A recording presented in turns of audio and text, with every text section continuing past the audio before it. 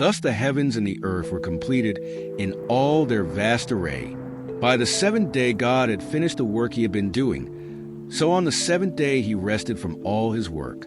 Then God blessed the seventh day and made it holy, because on it he rested from all the work of creating that he had done. This is the account of the heavens and the earth when they were created, when the Lord God made the earth and the heavens.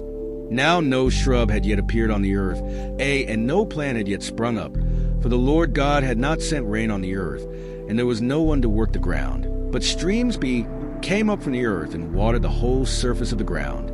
Then the Lord God formed a man's seed from the dust of the ground, and breathed into his nostrils the breath of life.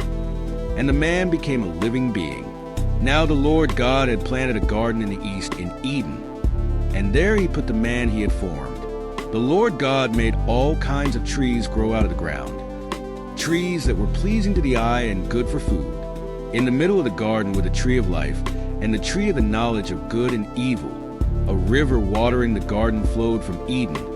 From there it was separated into 4 headwaters. The name of the first is the Pishon.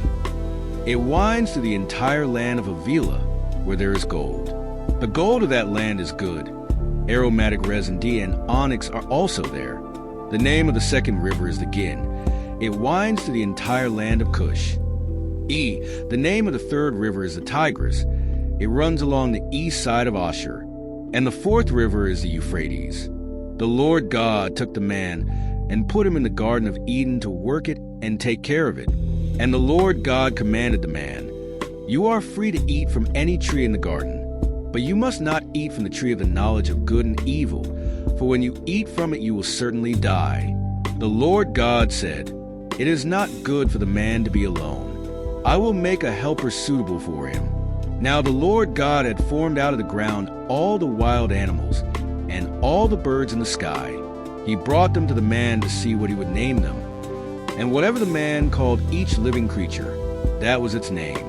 So the man gave names to all the livestock, the birds in the sky, and all the wild animals.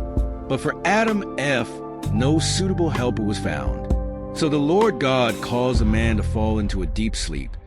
And while he was sleeping, he took one of the man's ribs, and then closed up the place with flesh.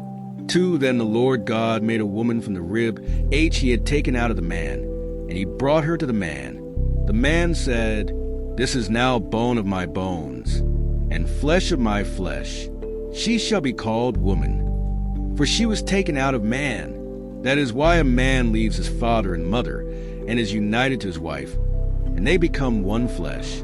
Adam and his wife were both naked, and they felt no shame.